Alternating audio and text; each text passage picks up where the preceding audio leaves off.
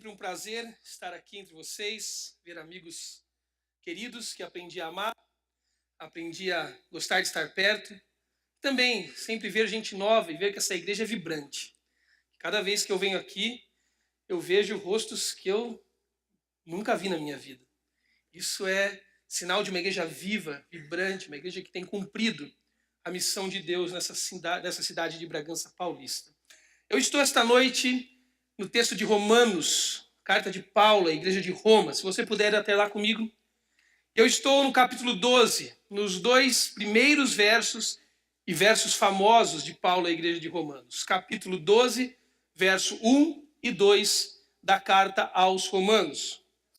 Diz assim: portanto, irmãos, rogo-lhes pelas misericórdias de Deus, que se ofereçam em sacrifício vivo, santo e agradável a Deus. Este é o culto racional de vocês. Não se amoldem ao padrão deste mundo, mas transformem-se pela renovação da mente, para que sejam capazes de experimentar qual seja a boa, agradável e perfeita vontade de Deus. Com certeza vocês já leram este verso, já ouviram mensagens sobre esse verso. E muitas das mensagens, se não todas elas que vocês ouviram, deram conta de tentar conceituar, muitas delas conceituaram com muita habilidade, o conceito do culto racional. O que vem a ser o culto racional? Paulo nos convida, mais do que isso, Paulo nos convoca, nesses dois primeiros versos de Romanos. Obviamente não vamos olhar só para eles. O que eu vou fazer aqui hoje à noite é algo muito simples, o que todo pregador faz, em 3 etapas. Eu vou ler, já fiz isso, vou explicar os dois versos, respeitando o contexto imediato, o contexto da carta, o contexto da teologia paulina, que é o escritor dessa carta, e que tem outras 12 cartas, outros 12 textos escritos no Novo Testamento, e por fim vou aplicando na medida que explico o texto. Mas certamente você já ouviu muitas mensagens que falam o que é o culto racional. E eu quero arriscar esta noite de tentar contribuir com a conceituação de um culto racional. O que é um culto racional? É engraçado que o texto, ele usa duas palavras que parecem, no nosso vocabulário, serem excludentes. Do jeito que fazemos, pensamos igreja, pensamos vida cristã, fé, parecem ser excludentes. Porque ele usa, no início, um convite que ele faz a nós sobre um culto que é feito por meio da razão. Mas ao final do verso 2, o apóstolo nos diz que ao praticarmos tal culto, nós vamos ter uma grande experiência. E nós não gostamos muito de alocar essas duas palavras juntas. Parece que todo mundo que mexe com a experiência está meio afastado da razão.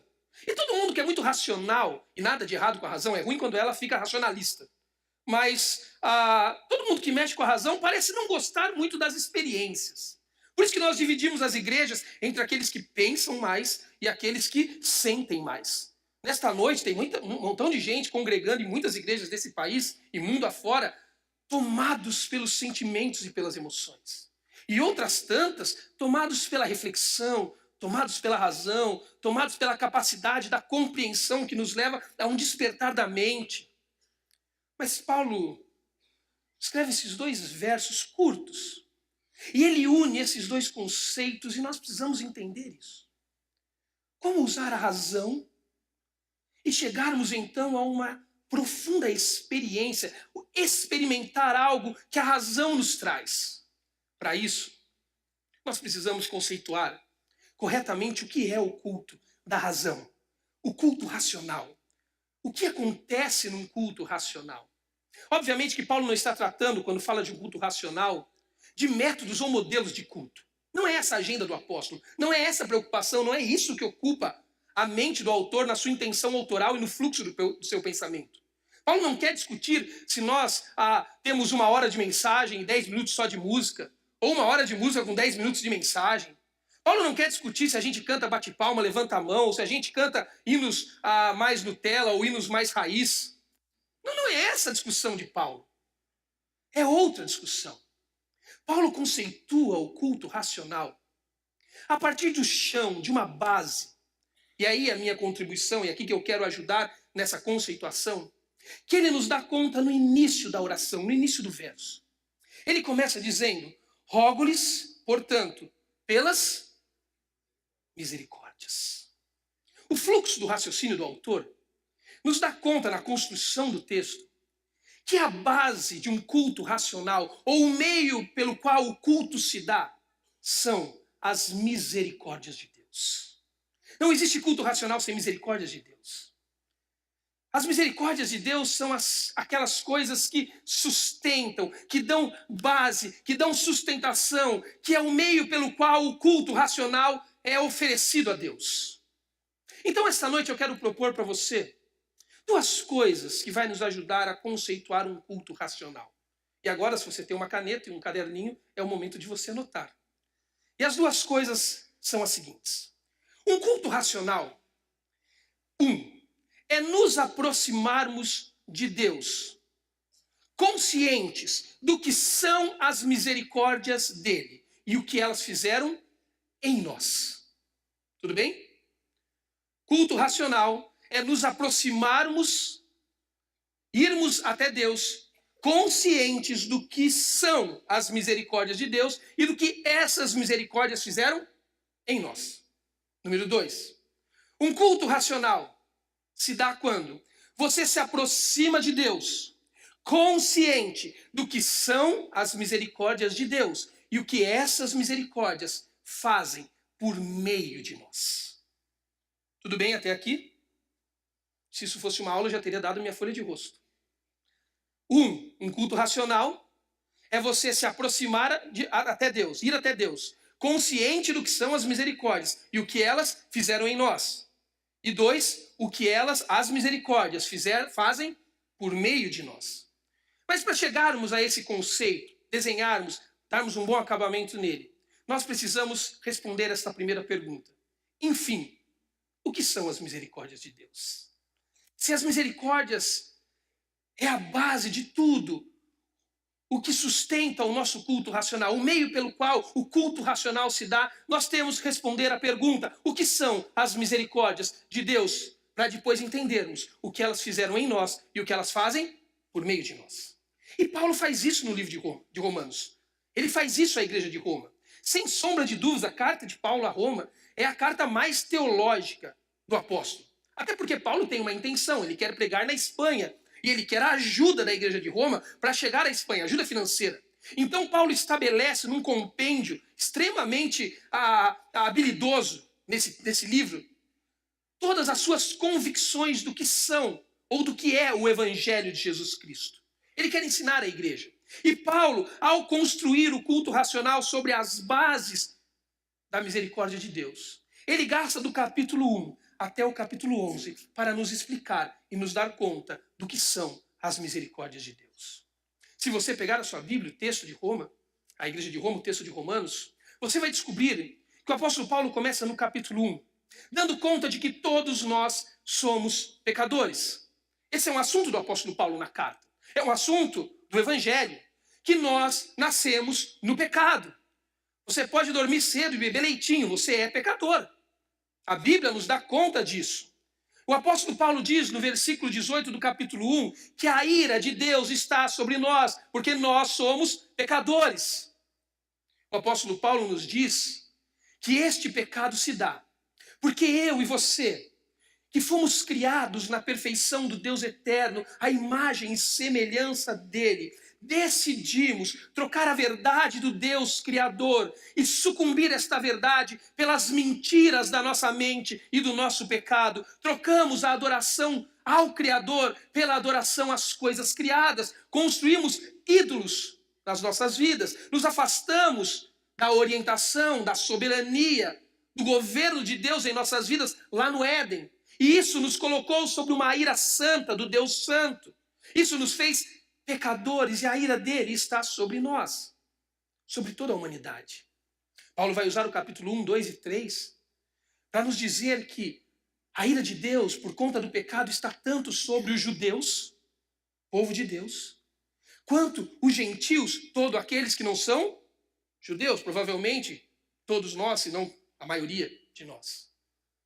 E Paulo nos ensina no capítulo 1, 2 e 3 que os judeus pecaram, apesar da lei que tinham, a lei mosaica, as tábuas da lei, que tiveram o seu desenvolvimento nos escritos de Moisés, as leis cerimoniais, civis, todas as práticas de lei de Israel, que Israel tinha dado por Deus, mas aquela lei de Deus dada a Israel nunca foi suficiente para apaziguar a ira de Deus contra o povo judeu.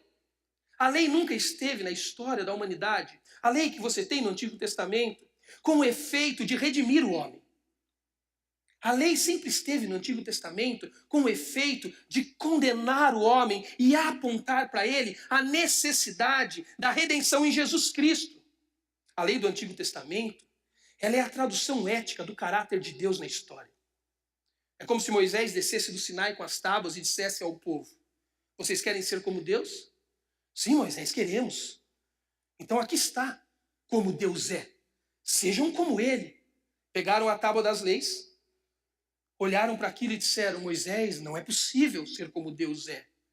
Por isso, a lei está no mundo para denunciar a nossa incompetência e a nossa incapacidade de atender a demanda do Deus eterno. Por isso, Deus eterno se faz homem para atender esta demanda. Os judeus têm leis, mas os judeus são pecadores. Mas não só os judeus, os gentios são pecadores.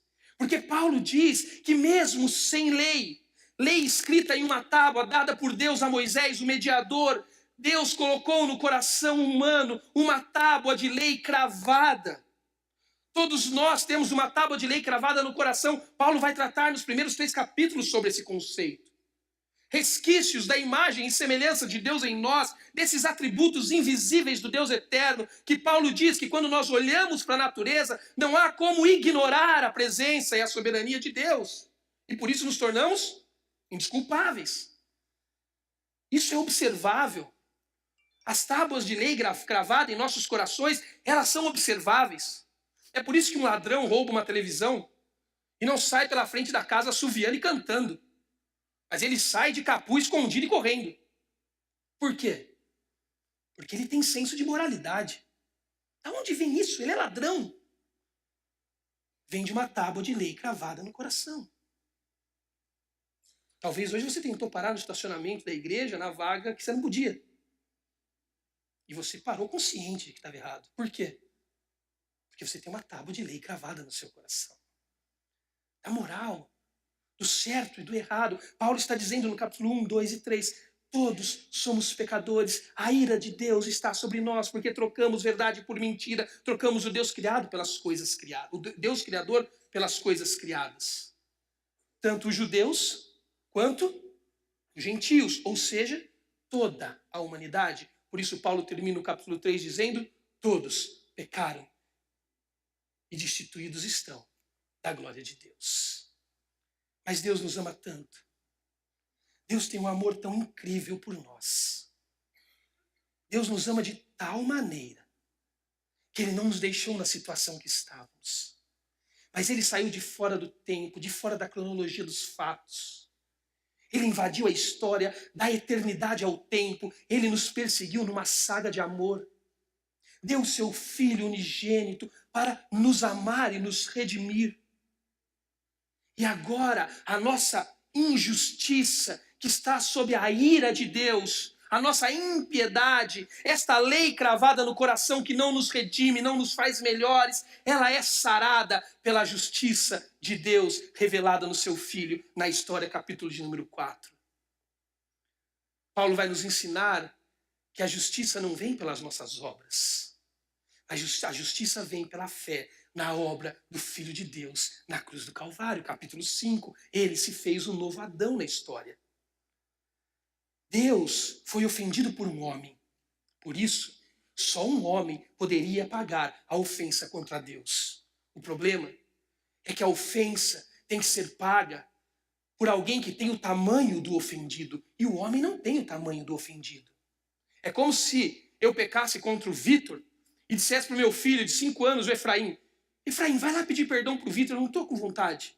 O Efraim viesse e falasse: tio Vitor, perdoa o meu papai? O Vitor diria: não, Efraim, Se o seu pai fez algo contra mim e ele quer o meu perdão, ele que venha me pedir. Você é uma criança. O nosso assunto é entre adultos. Era necessário alguém do tamanho de Deus para pagar a demanda do pecado contra Deus. Mas era necessário que fosse homem, porque o pecador era homem. Então só há uma solução: se o Deus eterno se fizer homem. Esse é o Evangelho. Jesus veio ao mundo como segundo Adão. Isso se mostra na pessoa de Abraão, aquele que, sendo o pai da fé, não foi justificado pelas leis mesmo, o povo de Israel, a partir de Abraão, tendo a lei de Deus. Gênesis capítulo 15. Deus chamou Abraão para fora da tenda e disse: Abraão, vem até aqui. Olha as estrelas do céu, filho. Você crê que eu farei uma nação incontável como as estrelas do céu? Abraão disse, contra todas as aparentes impossibilidades. Ele disse, sim, eu creio. Deus diz a Abraão, então, Abraão, a tua fé, não as tuas obras, não a lei, mas a tua fé te justificou. A humanidade está sob a ira de Deus, porque ela é pecadora. Mas o Deus eterno se fez homem, veio a este mundo, sofreu as nossas dores, levou sobre ele os nossos pecados. Se apresentou na história como um segundo Adão naquele deserto em Mateus capítulo 4, e esfregou na cara de Satanás que sim, Deus é suficiente. A lei não nos justifica, mas a graça de Deus, por meio da fé, como diz o autor de Romanos Paulo, em Efésios capítulo 2, versículo 8, esta sim nos justifica. A fé é dom de Deus dado a nós, para que em nós a graça seja derramada. Capítulo 6, Paulo vai ensinar à igreja de Roma que a salvação de Deus revelada na pessoa do Filho nos colocou numa vida de liberdade no Espírito Santo. Nós somos livres para viver no Espírito. Antes de Cristo, nós não podíamos não pecar, como diz Lutero no seu texto Nascido Escravos. O pecado era a agenda do dia. Tudo que eu conhecia, hoje eu posso não pecar. Isso não significa que eu não peco. De mim foi tirada a culpa do pecado, mas ainda eu lido com o ato e com a natureza que habitam em mim. Paulo diz isso no capítulo 7, verso 15 de Romanos. Ele diz, o bem que eu sei que devo fazer, eu não. Mas o mal que eu sei que não devo, esse eu me apresso em fazer. Mas Paulo está dizendo, mesmo o pecado te atormentando, mesmo o pecado sendo uma agenda ainda do seu dia, você está livre pelo poder do Espírito na salvação do Calvário, para que você lute contra o pecado. Ele ainda está aí, ele te atormenta, mas ele não te escraviza mais. Agora Paulo pode dizer no capítulo 8 de Romanos, que por mais que o pecado nos atormente, por mais que as eleições venham aí, por mais que você não tenha ideia do que será o Brasil nos próximos meses e anos, por mais que você tenha sofrido um revés nesta semana, por mais que o seu emprego esteja a perigo ou já se foi, por mais que a doença esteja te visitando, Paulo diz em Romanos capítulo 8, as dores desse tempo presente não são comparáveis à glória do porvir. Aleluia. Paulo diz, Jesus nos segura nas mãos dele. Ele, o Deus eterno, que não poupou o seu próprio Filho, não nos dará juntamente com ele todas as demais coisas. Quem nos separará deste amor? Fome, espada, perigo? Não! Nós estamos seguros nas mãos de Deus, capítulo 9, 10 e 11, porque Ele é soberano. Porque Ele é o Deus que comanda vasos de barro. Ele é o oleiro da história. Essas misericórdias são lindas e poderosas porque elas não estão seguras e garantidas nas mãos do Joel, um pecador miserável e incompetente.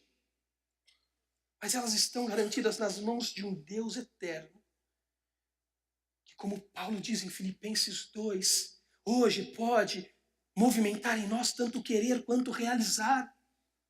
Que, como ele diz à igreja de Corintos, sem ser pecador se fez pecado, para que em nós, não habitando justiça, pudéssemos ser justiça de Deus. Deus não só dá as misericórdias, Mas Deus a segura nas mãos como um poderoso oleiro de vasos de barro. Como diz Salomão em Provérbios 21, ele guia o coração do rei para o lado que ele quer, quando quer. Por isso que Paulo termina o capítulo 11 de Romanos dizendo o seguinte, numa linda doxologia, que na teologia é um hino de louvor a Deus. A impressão que eu tenho, eu brinco com os meus alunos, que Paulo, quando acabou de pregar o sermão do capítulo 11 na igreja de Roma, nem ele entendeu o que ele falou. E a gente está discutindo há séculos o que ele falou. Eu brinco com os meus alunos que ele deve ter ido para o gabinete pastoral na igreja de Roma, se ajoelhado e começado a orar, finzinho do capítulo 11. Ele não escreveu. Foi alguém que copiou para ele. É uma brincadeira, obviamente. Quando ele estava ajoelhado orando, passou um diácono da igreja de Roma pela janelinha da porta e ouviu ele orando e rabiscou rápido e depois colocou. Porque Paulo acabou de falar do Deus que é o oleiro de vasos de barro, que segura tamanha misericórdia nas suas mãos. E ele termina dizendo, a profundidade da riqueza e da sabedoria e do conhecimento de Deus. Quão insondáveis são os seus juízos e inescrutáveis os seus caminhos. Quem conheceu o Senhor, a mente do Senhor? Ou quem foi seu conselheiro? Quem primeiro lhe deu para que ele o recompense? Pois dele, por ele e para ele são todas as coisas. A ele seja a glória para sempre. Amém. Seja bem-vindo às misericórdias de Deus. Miserável pecador que somos. Herdeiros da ira santa, do Deus santo, contra o nosso pecado. Mas ele, no seu justo e maravilhoso amor, nos redimiu em Cristo Jesus. Nos deu uma vida de liberdade no Espírito, onde não somos mais escravos do pecado. Nos deu segurança eterna para que passemos por uma vida de perigos constantes. E tudo isso fez nos segurando nas suas poderosas mãos. Portanto, Roma, baseado em tudo que eu falei no capítulo 1, 2, 3, 4, 5, 6, 7, 8, 9, 10 e 11, diante de todas essas misericórdias que acabei de pregar para vocês, eu rogo-lhes que nelas, por meio delas, sustentados nelas, vocês prestem um culto racional a Deus.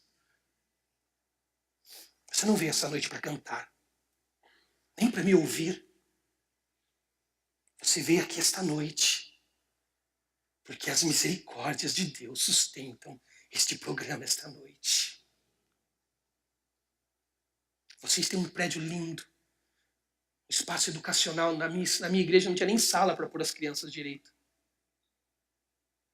Mas nós éramos a mesma igreja, sabe por quê? Porque o que nos assemelha e nos sustenta não são os nossos prédios, os nossos cultos, mas as misericórdias de Deus que nos colocam na mesma página do culto ao Senhor Deus. Agora Paulo diz, se aproximem. Conscientes de tudo isso que eu falei, se aproximem e cultuem. Sacrifiquem ao Deus Altíssimo. E Paulo faz mais, ele qualifica o sacrifício. Ele qualifica ele em 3 categorias. Ele diz que esse sacrifício tem que ser vivo e agradável. Por que Paulo faz essa colocação? Se você quer entender, você precisa dar uma voadinha um pouco atrás na história da religião judaica. Especificamente no fenômeno do sacrifício que propiciava o pecado do judeu pecador. Você sabe, você já conhece a história, se não toda, boa parte dela. No Antigo Testamento, Deus criou uma religião por meio do povo de Israel que tipificava, que eram sombras do que ainda haveria de vir, como diz o autor de Hebreus, em Hebreus capítulo 10. E naquele sacrifício, Deus construiu a ideia de um lugar, uma tenda de encontro, onde a sua glória, a sua Shekinah se estabelecia. E aonde o judeu pecador se aproximava da presença de Deus por meio de práticas propiciatórias, por meio do serviço sacerdotal, para que então a ira de Deus fosse apagada diante do judeu pecador e ele pudesse se relacionar com Deus. Obviamente que se você lê o Levíticos, você descobre que para cada tipo de pecado havia uma categoria de sacrifício ao Deus eterno. Mas vamos pensar aqui no sacrifício do animal, daquele cordeiro sem mancha, sem mácula, perfeito, que o judeu pecador tomava, levava até o lugar do encontro com Deus. E por meio dos serviços sacerdotais, aquele animal era morto, seu sangue aspergido. E então o judeu pecador podia ter uma relação com o Deus eterno. Mas aquilo acabava. Aquele sacrifício não era suficiente. Aquele sacrifício ele precisava de tempo em tempo ser renovado, porque apenas era um tipo, uma sombra do sacrifício perfeito que haveria de acontecer. Eu quero fazer uma diferença rápida com você. Uma diferença entre o cordeiro do tabernáculo, aquele do Antigo Testamento que o judeu sacrificava para chegar perto de Deus, e o cordeiro do Calvário, o sacrifício perfeito, Jesus Cristo, esse, aquele que nos deu todas as misericórdias. O cordeiro do tabernáculo, ele tinha uma questão. O cordeiro do tabernáculo, ele não quebrava o ciclo da morte definitivamente, porque ele não tinha poder para isso. O judeu levava o animal lá morto, o sangue aspergido, o pecado era remido, a relação era estabelecida, mas de tempo em tempo aquilo tinha que ser refeito, porque aquele animal não tinha recursos suficientes para quebrar o ciclo da morte definitivamente. Outra coisa, aquele animal não tinha recursos suficientes para nos colocar diante de Deus definitivamente. Quando Deus olhava para mim, para você, para o judeu do sacrifício, Deus se deparava com um pecado que um Deus santo e um homem pecador não podem conviver sem uma paga. Por isso Adão teve que sair do jardim, para que o próprio evangelho se desse na história, para que Jesus viesse. Porque o cordeiro do tabernáculo, embora tipificasse, jogasse luz, aquelas sombras ainda estabelecidas, que em Cristo seriam desfeitas, o cordeiro do tabernáculo, embora fizesse isso, ele não tinha recursos de santidade para colocar nos santos desculpáveis diante de Deus. Terceira e última característica do cordeiro do tabernáculo. Ele não tinha recursos suficientes para nos fazer um aroma agradável a Deus. Agora veja o contrário. Veja a luz que é jogada nas sombras. O cordeiro do Calvário é diferente. O cordeiro do Calvário foi dado a nós na pessoa de Jesus Cristo, santo, perfeito, imaculado. E nele habitam todos os recursos para quebrar o ciclo da morte definitivamente. Amém? Jesus morreu naquela cruz.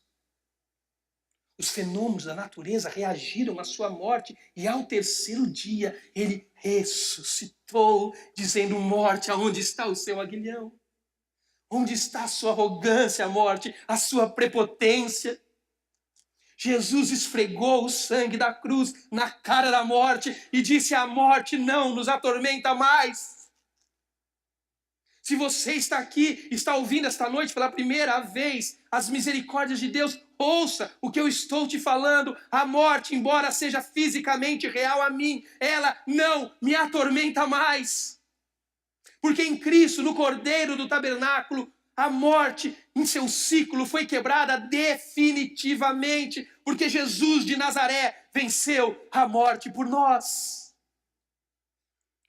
O Cordeiro não precisa mais voltar ao tabernáculo. O sacrifício não precisa ser refeito. Jesus venceu. Em Jesus habitam todos os recursos para que nós sejamos colocados diante de Deus, santificados. Agora, quando Deus olha para o Joel, por mais que eu seja uma pessoa bem complicada, acredite, Deus não me vê mais.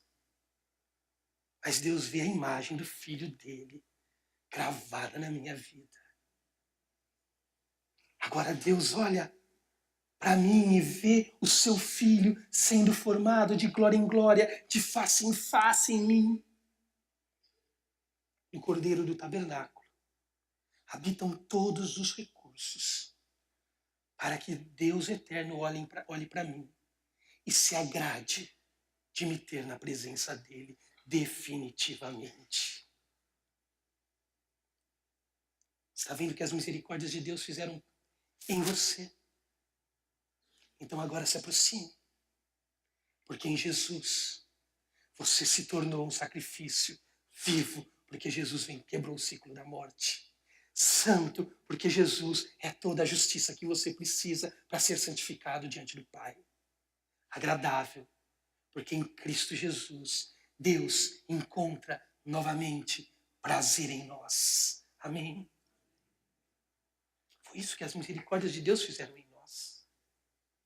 Deixa eu te dizer uma coisa. Se isso não move você, nada mais te moverá. Se essas riquezas relatadas por Paulo, das misericórdias e o que elas fizeram em você, não move a sua vida, nada mais, nenhuma música, nenhum programa da igreja, nenhuma conversa pastoral, nada mais moverá você. Porque é isso que as misericórdias fizeram em nós. Nos tiraram de um lamaçal de pecado. Nos colocaram na justiça de Deus em Cristo Jesus. E hoje nós podemos chegar aqui como um sacrifício vivo, santo e agradável a Deus. Você entendeu? Como se dá um culto racional? A partir da compreensão do que são as misericórdias de Deus e do que elas fizeram em nós. Mas há uma segunda questão e final. As misericórdias de Deus também fizeram algo e ainda fazem algo por meio de nós. Olha como o texto continua. Verso de número 2. Não se amoldem ao padrão deste mundo. E aqui mundo não é a ideia de mundo físico, embora a palavra seja cosmos. Mas a ideia de um mundo, você poderia trocar a palavra tranquilamente por ideologia. Não se amoldem aos padrões ideológicos de pensamento desta era. Mas transformem-se pela renovação da sua mente, para que agora, racionalmente cultuando, vocês cheguem a uma experiência. Que experiência? Da vontade de Deus para a história. Deixa eu tentar ajudar você a reorientar uma coisinha nesse texto. Quando você olha para esse texto, e por vezes você já deve ter olhado, sobretudo em congresso, programa, culto de jovens. A gente adora esse texto em culto de jovens. E a gente sempre usa ele para convidar as pessoas a uma ação. Então vamos lá, vai dar certo. Vai lá, fala pro irmãozinho lá da escola, pro seu amigo na faculdade, fala pros vizinhos, vamos agir, vamos mudar Bragança Paulista. Isso aqui não é um convite a uma ação. Aliás, o verbo que o apóstolo usa é um verbo na voz passiva.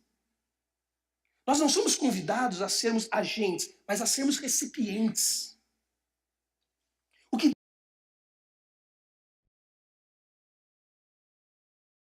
da mente já foi dada a nós nas misericórdias de Jesus Cristo. Isso é uma teologia paulina. Ele fala constantemente da mente de Cristo que habita em nós. Isso é um fluxo de raciocínio do autor ao longo das suas 13 literaturas na Bíblia. A mente de Cristo já habita em mim, já habita em você. Então o convite não é um convite de ação, não é um convite de sair daqui cheio de pontos da mensagem, cheio de vigor, e sair por Bragança Paulista a semana inteira agindo. Mas na verdade é um convite de se deixar fluir pelo que já habita em você, uma mente de Cristo que já renovou a sua mente. Sabe o que Paulo está nos dizendo? Que Deus tem boas intenções para a história. Pasmem com o que eu vou dizer. Você mora nessa cidade, ela deve ser tão ruim como qualquer outra cidade em nosso país, no nosso mundo caído, politicamente, socialmente, em desigualdade. Pasmem com o que eu vou te dizer. Deus está em Bragança Paulista. Deus tem boas intenções por esta cidade. As intenções de Deus são perfeitas, agradáveis, e Ele nos convida a experimentá-las, porque elas habitam em nós e elas chegam na história por meio de nós.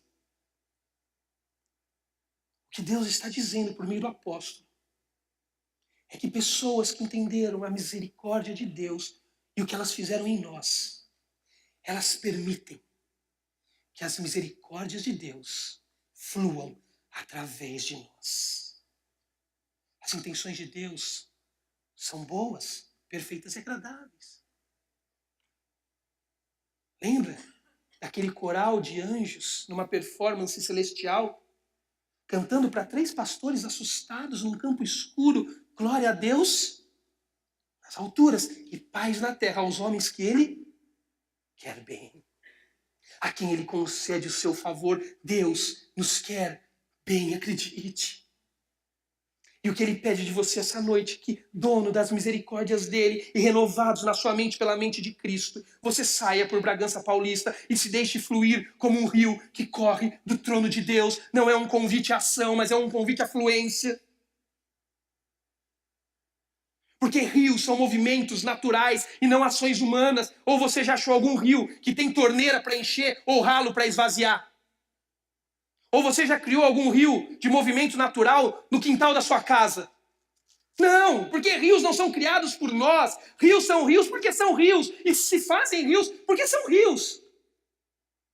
Nós não criamos rios, nós não criamos movimentos orgânicos. Nós apenas interferimos em movimentos orgânicos.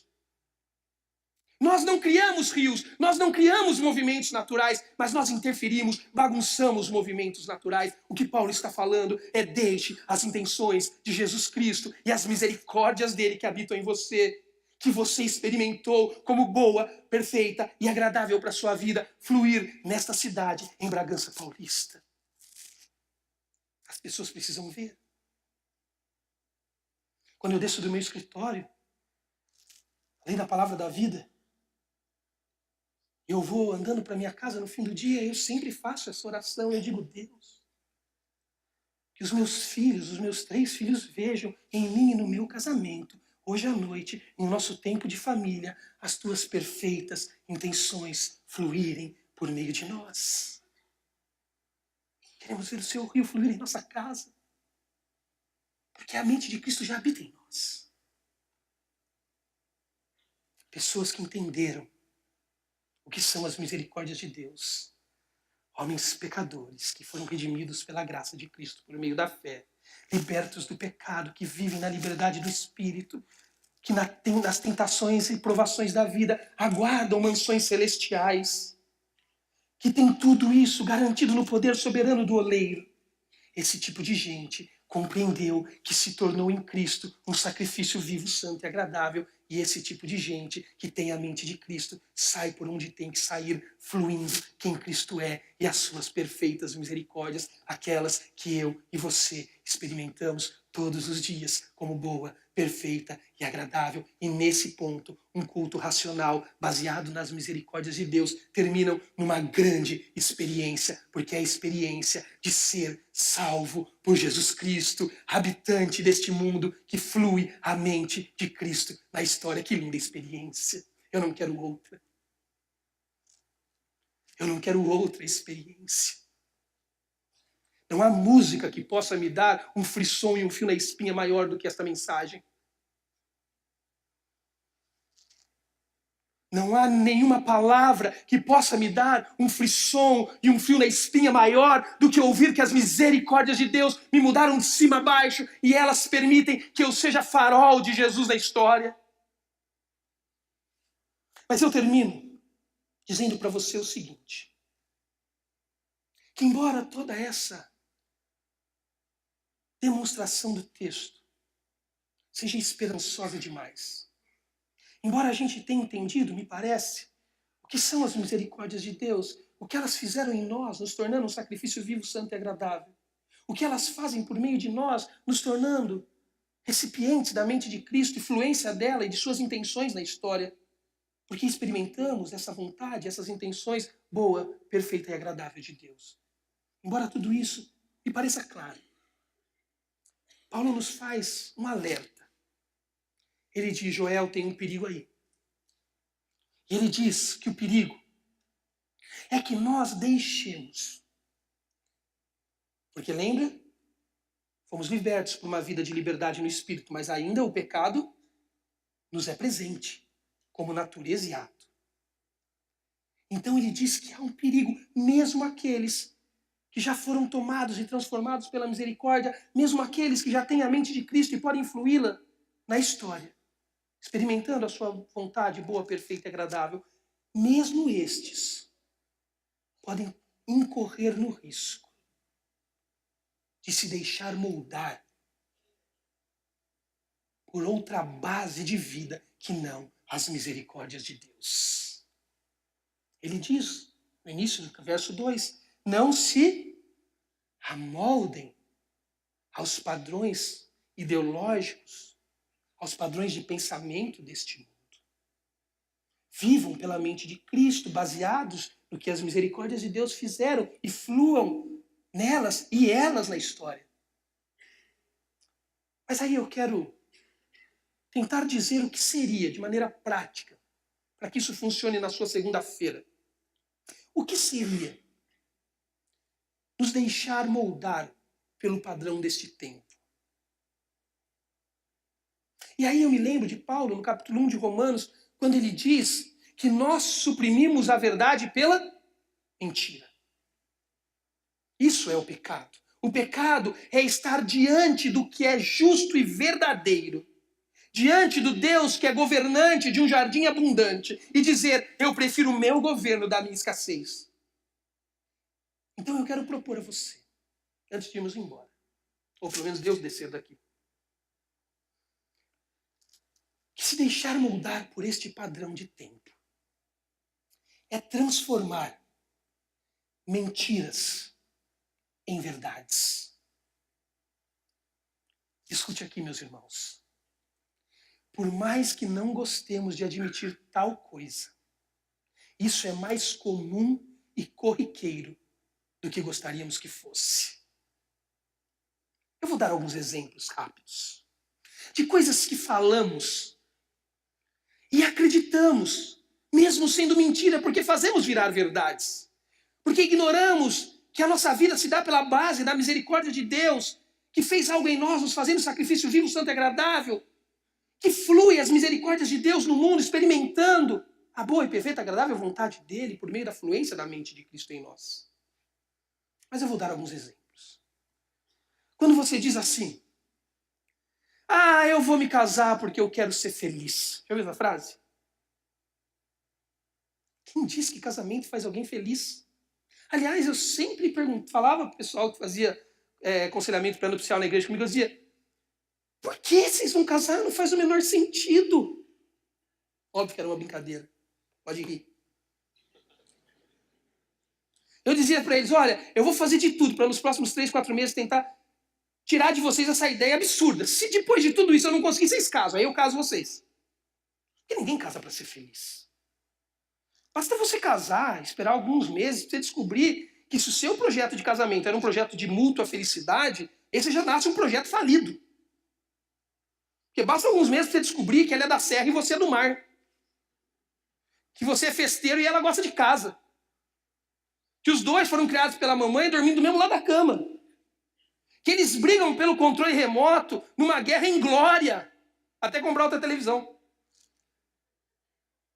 Porque nenhum casamento existe para fazer homens felizes, embora seja uma delícia se casar, case-se.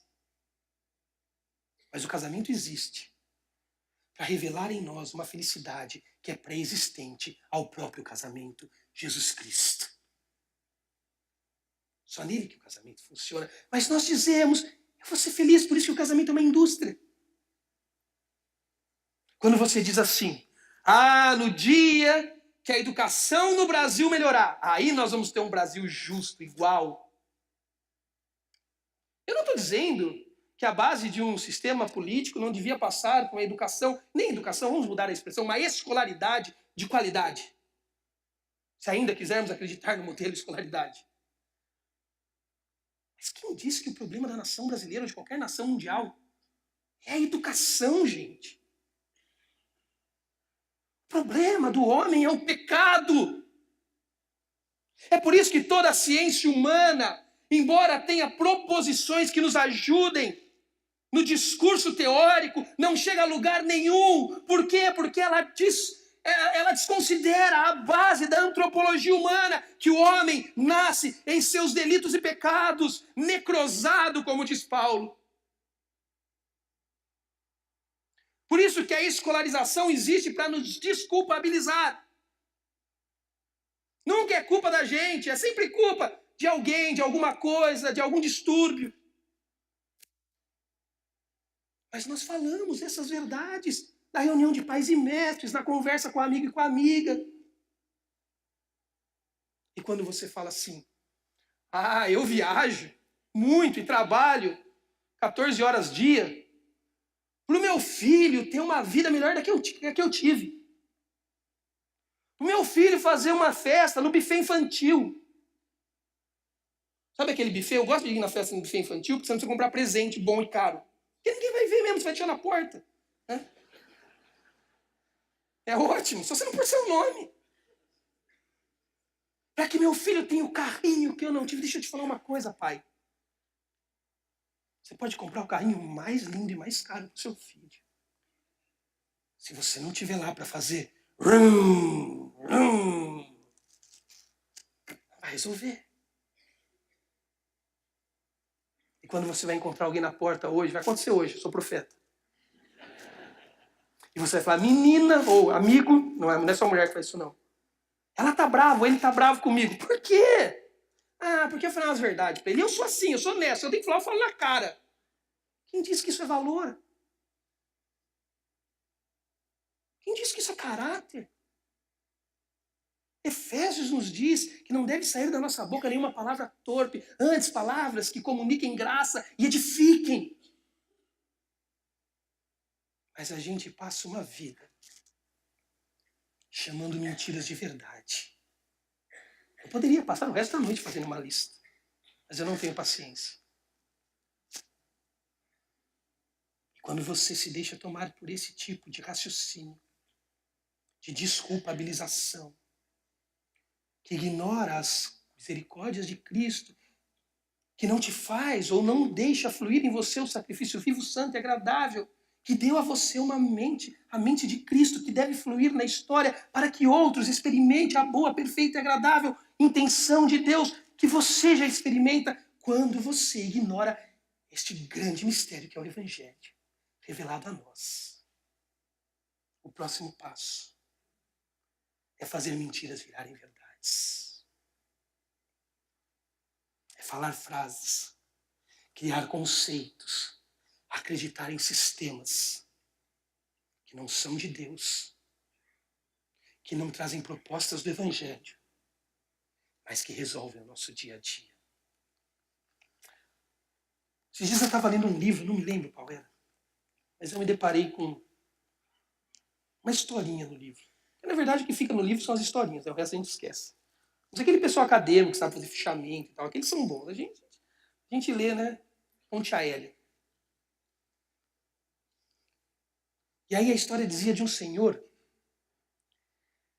que todas as manhãs saía de sua casa, pegava a sua Bíblia numa mão e um caixotinho na outra mão. E levava até a praça central da sua cidade, colocava, subia no caixote e pregava o Evangelho. O diferencial desse senhor é que ele pregava um Evangelho bom, da graça, do sacrifício, da cruz. O modelo não era o melhor, o modelo é aquele tipo de modelo que a gente desconfia até da sanidade de quem o faz. Esse povo que prega na praça em cima de caixote. Mas esse senhor fazia esse modelo e usava ele para pregar um evangelho bom, de qualidade, da salvação por meio da fé. E todos os dias passava por aquela praça um jovem que trabalhava ali perto, ia almoçar num restaurante que o caminho era aquela praça. E ele passava, e esse jovem também era um jovem de uma igreja saudável, cristocêntrica, uma igreja que pregava o evangelho verdadeiro. Então ele se identificava com aquela mensagem e ele achava estranho porque era uma boa mensagem num modelo equivocado na visão dele e talvez na nossa. Um dia ele não aguentou e parou diante do caixote e disse para aquele senhor: "Ei, homem, por que você faz essa bobagem? Você é um cara legal, você me parece um homem de Deus, você prega um evangelho das misericórdias de Deus. Mas você não percebe que não tem ninguém te ouvindo? Eles se tratam como um maluco, como um louco. Snobam você, te ignoram. Eles nunca serão transformados com você pregando desse jeito, desse modelo." Aquele senhor desceu do caixote muito calmamente. Colocou a mão no ombro daquele garoto e com muito carinho disse: "Garoto, eu nunca preguei nessa praça em cima desse caixote para que essas pessoas fossem transformadas por mim. Mas eu prego todos os dias aqui O Evangelho, como você disse, da graça, da cruz, do sacrifício, para que eu não seja transformado por essas pessoas. As misericórdias de Deus precisam gritar em nós todos os dias. Eu não sei se você foi caminhar no Lago de Bragança hoje. Se você cheirou as orquídeas, chutou uma bola com seu filho. Se você acordou para ver o pôr do sol, ou o nascer do sol. Se você ficou olhando o pôr dele no fim da tarde. Eu não sei se você agradeceu hoje pelo trabalho, pelo sustento, pelo chefe difícil que você tem. Se você agradeceu, porque diante de um mundo pecador que te falta, você está alicerçado em um projeto de misericórdias que jamais te faltou. Que fez você hoje poder chegar aqui e com a sua voz, com a sua mente, se oferecer como um sacrifício vivo, porque Jesus venceu o ciclo da morte. Santo, porque Ele te justificou. Agradável, porque Ele te coloca na presença de Deus. Então saia daqui hoje. Ative a mente de Cristo que habita em nós. Deixe fluir como um rio de esperança e graça a essa cidade. Para que eles experimentem esta boa intenção de Deus que racionalmente nós compreendemos. Eu te garanto, ou é um caminho pelo menos mais seguro, você vai parar de chamar mentira de verdade e vai ter as misericórdias de Deus como toda a verdade da sua vida. Feche seus olhos, eu quero orar por você. Santo e querido Deus, sou grato porque o Senhor falou a nós esta noite. Oh Deus, eu sou tão grato pelas tuas misericórdias. Eu não a mereço, Deus, mas o Senhor, na sua infinita graça e amor, doou a mim. Obrigado, Jesus. Obrigado por o Senhor me considerar em tão alta conta. E obrigado por o Senhor se considerar na medida certa e não deixar ser Deus como algo ao qual o Senhor deveria apegar-se. Obrigado porque o Senhor, como Deus encarnado, se ofereceu em meu favor. E que esta mente do Senhor que habitou em mim por meio da salvação flua em Bragança Paulista, flua no estado de São Paulo, no Brasil e no mundo. Para que tal qual eu experimento as suas verdades, boa, perfeita e agradável. Outros experimentem, observando cada uma delas por meio da minha vida. Senhor, eu quero pedir o seu favor. Talvez haja irmãos meus aqui hoje que estão enredados por ideias ideológicas desse tempo. No trato com o casamento, na criação com os filhos, no uso do dinheiro, no olhar para a carreira, nas ideologias políticas. Meu pedido é que o Senhor os liberte, porque eles não são mais escravos do pecado. E que eles aprendam, tal como eu tenho que aprender todos os dias, a declarar as tuas verdades, porque contra elas, mentira alguma pode. Obrigado por esta igreja, obrigado pelo pastor Gessé, pela vida dele, pela bênção que ele tem sido em minha vida. Obrigado pelo Fábio, pelo Vitor, pelo Walter, pelo Bruno, por toda essa liderança que tem servido ao Senhor aqui. Que o Senhor dê prosperidade santa a esses irmãos. Que o Senhor faça essa igreja fluir nesta cidade o seu amor. E que as portas do inferno e os valores de Satanás e do pecado sejam derrubados, saqueados pelos valores do Senhor por meio desta igreja. Obrigado, Jesus. Muito